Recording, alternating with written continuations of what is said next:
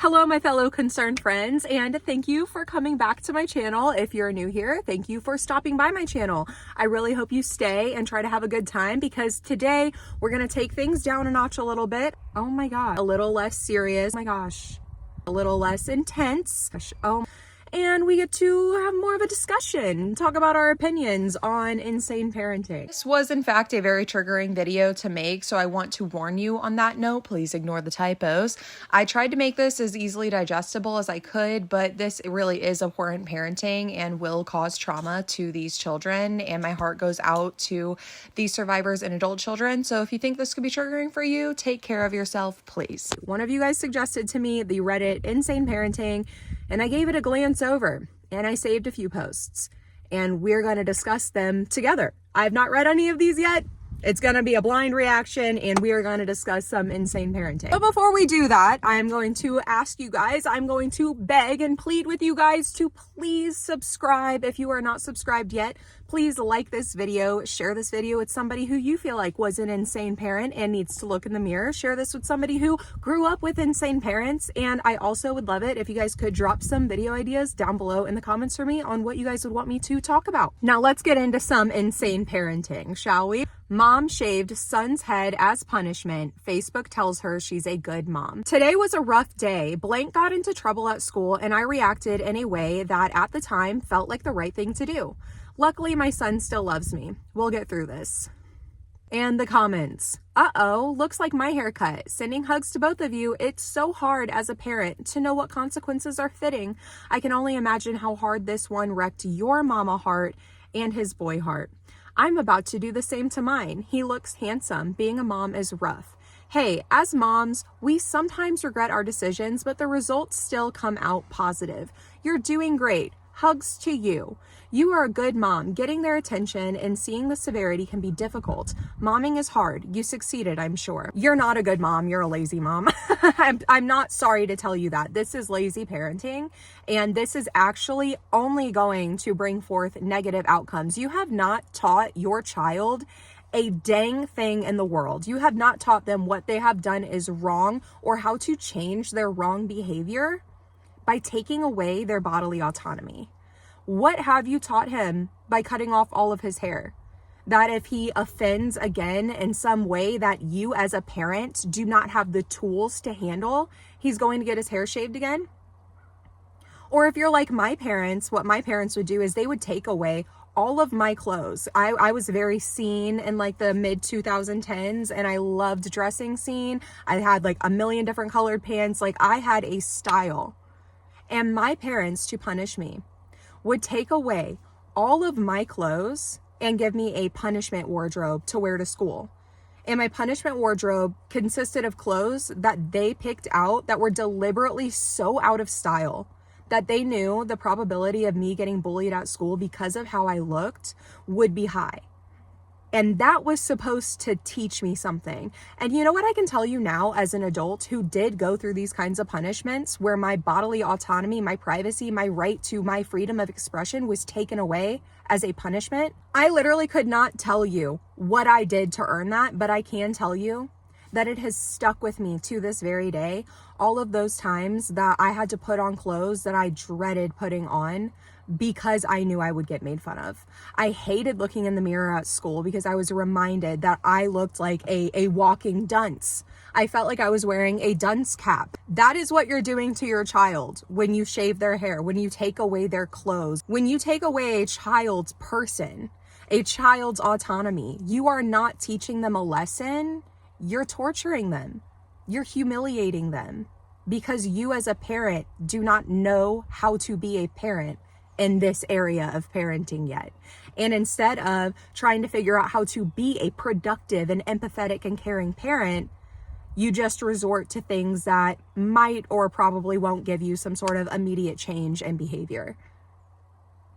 That's lazy parenting. If your only goal in parenting is immediate changed behavior and not long-term success, then you're not going to have long-term success with your kids. I'm so sorry. Is my mom insane? Hi, I'm a 14-year-old female. I was supposed to go on a trip with my other judgmental family without my mom down to a tropical place. I took a shower and shaved my armpits, did whatever else, but didn't shave my legs since the water went cold.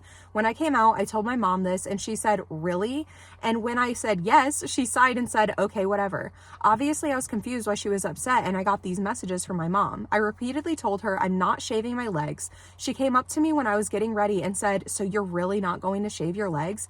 At this point, I was extremely frustrated and said, "Did you not hear me?" No. She got really mad and said, "Wow, go blank yourself," and walked away. I went up to her and yelled at her saying it was my choice. At this point, she brought up how she didn't even want the family to comment on that, even though I've told her many of times I didn't care, and brought up how I'm insecure about my stomach and why would I want to bring more attention to myself by not shaving. I started to yell at her saying she's created every one of my insecurities. Example, when looking for dresses online for the trip, she would say that's too tight, it wouldn't look good, and made me pick flowy dresses to hide my stomach. At this point, she said, "Great, thanks for letting me know how you feel."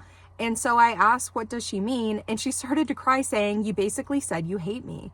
There are so many more incidents like this happening with my mother. This is one of the more recent ones. Am I the insane one or my mother? Now, before I give my opinion, let us read the messages, okay? Mom says, "When the water warms back up, shave your legs. And please don't leave everything for me to do." What? Mom, I'm out of the shower now. I don't want to go back. Mom says, "Why don't you try getting off that phone for a few hours? Tomorrow you won't be showering before leaving the day for the resort. You need to shave your legs." Why is she so obsessed with if her 14-year-old daughter has shaved legs or not? Like, why does it matter? And also, why does it matter if the family is going to make a comment on it? As a parent, it is your job to shut down anybody, especially adults, making any sort of comments, especially negative comments, about your child, about your 14-year-old little girl. Why does she have a complex and an awareness about what the adults around her might be thinking about how she decides to take care of her body, about whether or not her legs are shaved? As a mom, that's not concerning for you. You're more concerned with making sure that your daughter's legs are shaved than the fact that your family members are concerned if your daughter's legs are shaved. That should enrage you. You should be mad at your family, not mad at your 14-year-old daughter for saying, "I don't feel like shaving my legs." That screams red flags to me. Your mom absolutely is insane. That's crazy. The need to control that some parents have. Some parents just have this like innate need to control. All right, here we go. Do you guys think that this lady is insane? And it's a YouTube short, so let's watch this together. If you know someone who's currently raising a teenager, honey, check on them. Because when I tell you, raising teenagers in this day and age is not for the weak. My daughter is 16, and I'm telling y'all, this is a whole new ball game. This is a different type of 16 than from when we were kids. This is some new-ish. And go ahead and put your boxing gloves on, because I know y'all are going to want to tussle me in the comments about this. But in this house, privacy is a privilege. Hence why the door is coming off the hinges today. She's already been on punishment for a few weeks for being disrespectful to some admin at school, had her phone taken away, and some privileges revoked. But the door was always there. The door is getting removed today because I woke up out of my sleep in the middle of the night to the smell of burning grass, if you know what I mean. Now, all of us have been 16 years old before and done some things to break our parents' rules, and personally, I was never bold enough to burn grass in my mother's home. So for now, privacy is a luxury that my 16-year-old just cannot afford. Oh boy. Okay. Privacy is not a luxury. And if you're raising your children to believe that privacy is something that is earned, that privacy is something that is not just explicitly given to you, that's a very dangerous situation that you're setting your child up for. Privacy is a right. Everybody has a right to privacy. Everybody has a right to feel safe and secure in their own safe and private space at the end of the day, no matter what. Literally no matter what. However, I do have to say, this is a little bit of a tricky one because like my kids are not there yet, right? Like my kids are not at the age where they are burning grass in their bedroom, okay? Not even close. However, I was I was that kid. Yeah, I was that kid. I was that kid. I was that kid. I was somehow never caught though, okay? So I never had my door taken away and privacy revoked for those reasons. However, I did have my door taken away quite a lot as a kid, mainly for having an attitude or back talking my mom or like rolling my eyes or something. But even then, it once again did not teach me anything. It just made me feel extremely vulnerable, kind of like a zoo animal being watched. But in this situation where it's like you're burning grass, you're 16, oh, that's a hard one. That's a hard one. Do I think that taking away privacy is the solution? I do not. I do not think that that's the solution. I don't think that this is going to fix anything. I think that probably she is just going to become even sneakier in the ways that she goes about, obtaining this grass to burn. I think now she won't be doing it in your home, which, good for you. Now you don't have the smell of burning grass in your home, but this doesn't fix the root issue of why is your 16-year-old using substances? And why is your 16-year-old using substances in a way where she's just casually, like chilling in her room doing it? Like, I started using substances at 11 years old, which is insane and absolutely terrible. And I wish that I had never started using substances at 11 years old because it messed with my brain so much. Do y'all know what depersonalization, derealization is? Oh my goodness. I was already tiptoeing on the line because of my trauma. And let me tell you, grass just punched me over the line, okay? So I am not an advocate for children using substances. I am not an advocate for substance use in general, okay? I think that if you can live a completely sober life, please try to do so. However, I know as a kid why I was using those substances. And it was my only way of coping. It was the only way that I could turn off all of the noise in my head and just kind of be somewhere else for a little while. And that is what should have been addressed with me. That is what should have been addressed. Not taking away a door, not taking away rights or privacy and things like that. Like, you need to get to the root issue. And I really wish that families were more open to the idea of therapies, like family therapies. Like, why is this such like, therapy is such like a bad thing, at least here in America. Like, if you say like, oh, we're going to go to family therapy, then all of a sudden it's like, oh, you must have like the worst family ever. Can we like normalize going to therapy for like normal parenting things? Like, I am a traumatized parent, okay? Like, I came from terrible parents and a terrible lineage, and my husband grew up IFB, Independent Fundamental Baptist, so he has his own BS that he's healing from too. We are both two traumatized people from two ends of the spectrum, and I am excited for when I do have these parenting issues to be able to go to a professional and get professional help in a way that is non-judgmental,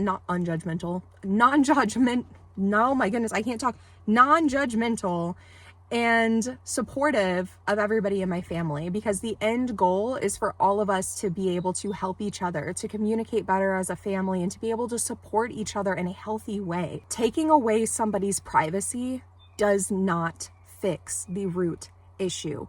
And that is my problem with this. Outside of the obvious that privacy is a right, it's not something to be earned. It is not a privilege. It is a human right. You have a right to privacy. Period. End of story. My mother thinks my 16-year-old sister needs to pray about downloading an app I recommended. My younger sister is 16 and my mother controls her phone very strictly. I've recently been using the Finch app and I really enjoy it.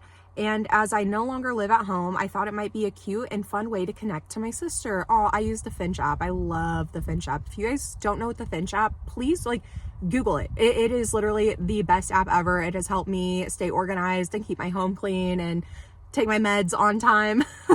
I thought it might be a cute and fun way to connect to my sister. This is how my mother responded when she asked for permission to download it.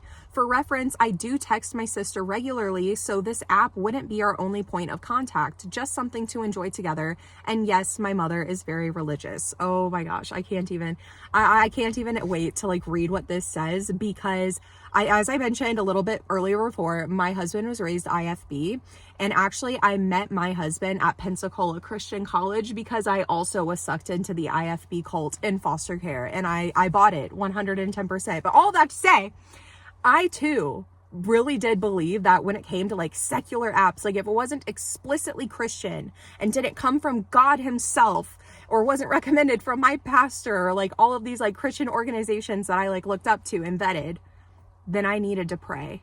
And even if I felt like there was nothing logically sinful about it, if the Holy Spirit didn't say yes, then, well, there's a reason for that. So let's read this. So mom says, I will pray about it. It will ask for more of your time. Do you already feel like you don't have enough time for your piano, Duolingo, personal prayer time? Do you want another daily accountability tool? I wonder if it would be better if me wants to check in on you herself, the sister. That would be a real relationship. Would you let me know your thoughts? Okay, for those of you who do not know what the Finch app is and you don't feel like Googling it, I'll just tell you, it's a self-care app. So basically it's an app that you download and it's free, although you can like pay for like a membership and like a subscription. I have the year-long subscription because like I said, like I love this app. It has genuinely like helped me with my routine and keeping my home clean and organized. It has helped me with daily meditations and affirmations. It has helped me with like calm down tools for my CPTSD. Like it is an amazing app. And it comes with this little bird, and the more you complete your tasks, which you can put in your own tasks, then your bird like goes on this adventure and like finds things. It's so cool. Okay, it's like it like takes your like real life, like all of the things that you have to do in your real life, and it puts it on your phone, and it's like a video game. It's like life becomes a video game, and if I do all of these things in real life, then I'm earning real points like in my video game, and it's really fun. There's literally nothing, there's nothing satanic about the Finch app.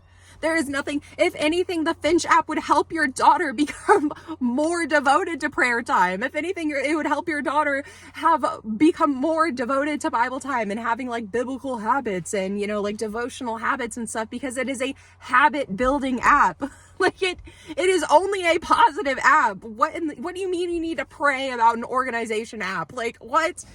No, that's so funny to me. And it's so crazy to me to think back like that. I used to believe like that. Like I used to think that way, and like thank the non-God that I got out before I had kids so that I do not pass that kind of BS onto them. Okay. Cruel TikToker mom forces her screaming 1-year-old son to stand barefoot in snow to make him a Spartan. Hello, editing Danielle here. I know I already gave a trigger warning at the beginning of this video, but this article was really hard for me to read, and I really don't suggest seeking it out because the article that I found did have pictures linked and the pictures were really hard to look at.